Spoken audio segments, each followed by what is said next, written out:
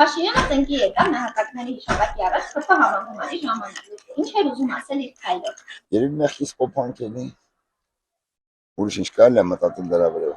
Միանշանակ մեղքից փոփանք։ Ուզում է քվի հավաքի։